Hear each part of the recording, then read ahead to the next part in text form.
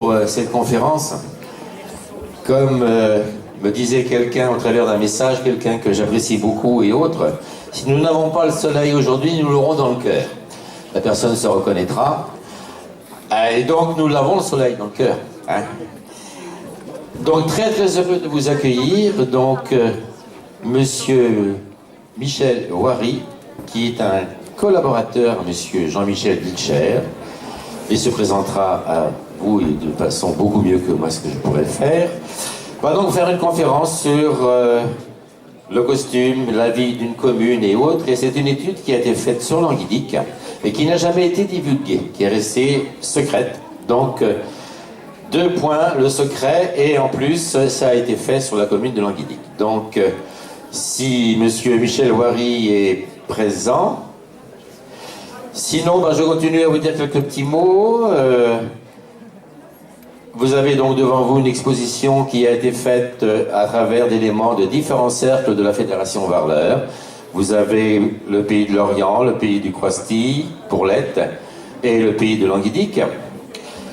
Un petit défaut sur cette exposition que beaucoup m'ont fait la remarque, à juste titre, c'est que vous avez constaté qu'il n'y a aucun papier support écrit précisant les dates et autres, donc on fera mieux la prochaine fois.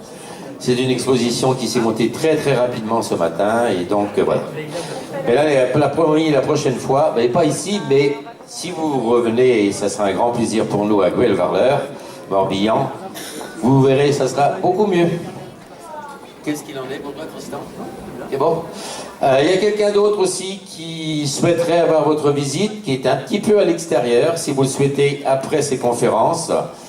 Vous offrir un petit plaisir au niveau d'une crêperie ou quelque chose comme ça, quelque chose de restauration. Il y a une petite boutique à l'extérieur, donc elle vous attend et elle sera très très très contente de vous voir. Voilà, je vous laisse, et puis sinon, à tout à l'heure. S'il y a quoi que ce soit, n'hésitez pas. Toute l'équipe de Varleur est là pour répondre à votre désir. Voilà, merci.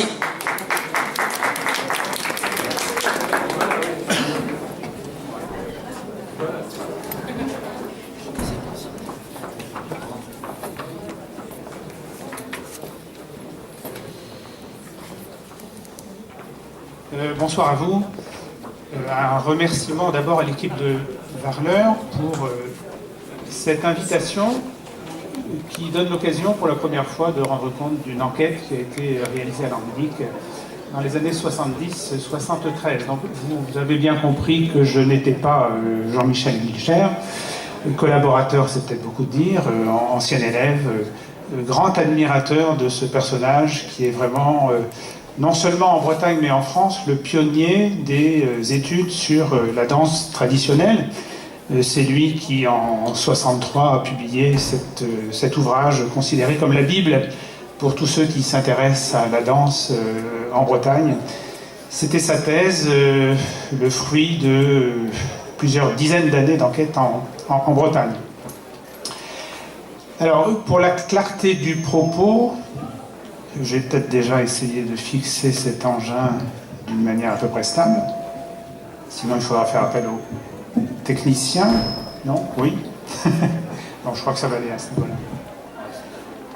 niveau-là. Donc, je voulais vous dire que... C'est bon?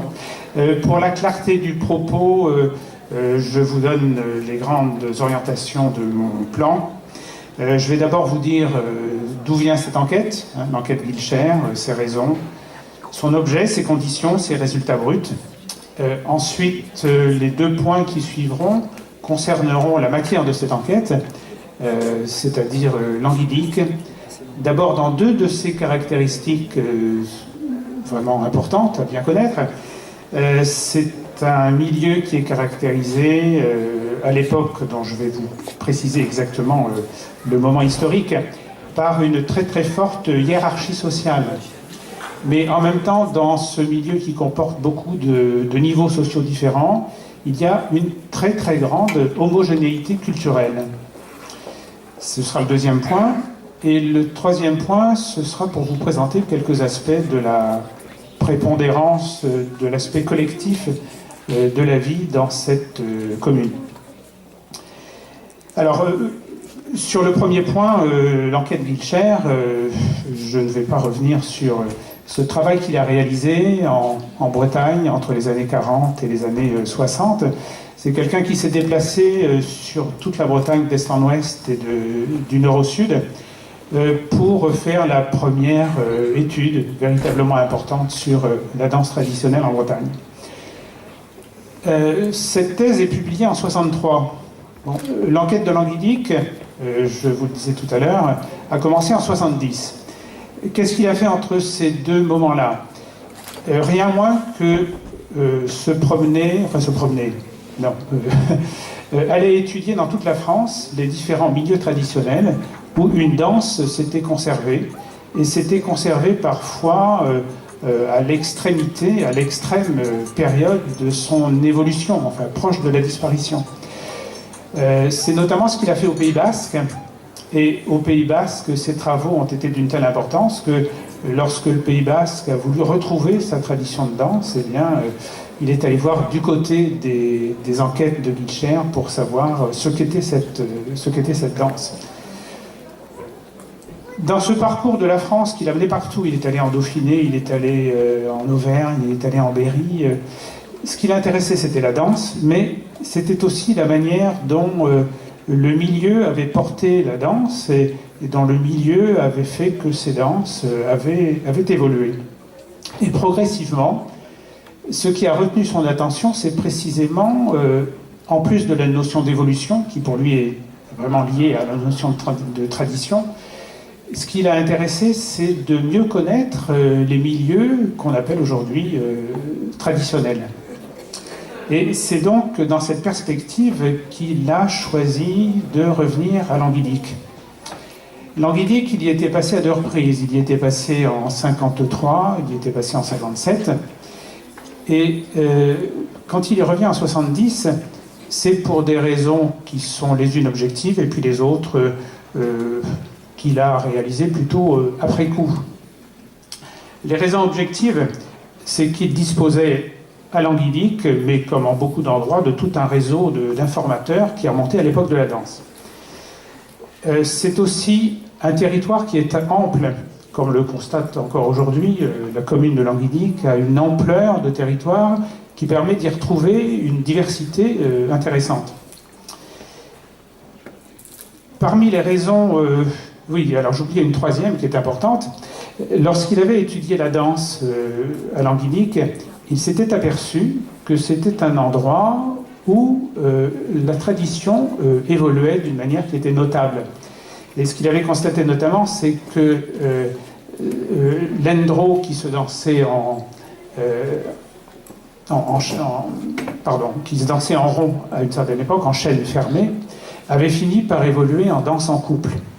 Et donc, il s'était dit que si on avait des évolutions dans le domaine de la danse, il se pouvait qu'on en trouve aussi dans d'autres éléments du mode de vie. Parmi les raisons qui lui sont apparues, mais alors après coup, il s'est dit que ça avait été vraiment une chance, Languidic, que de tomber sur un territoire dans lequel on avait des niveaux sociaux très variables dans le monde agricole. C'était aussi un milieu intéressant parce qu'on rencontrait des catégories très diversifiées. Tout un monde agricole, évidemment, mais par ailleurs, tout un monde des ouvriers du bois. J'en reparlerai plus précisément tout à l'heure. Mais il y avait énormément de métiers en relation avec le bois, dont le mode de vie ne ressemblait pas à celui des autres. Et puis, il y avait cette troisième catégorie de paysans ouvriers, de ces paysans qui allaient travailler aux forges d'Hennebont.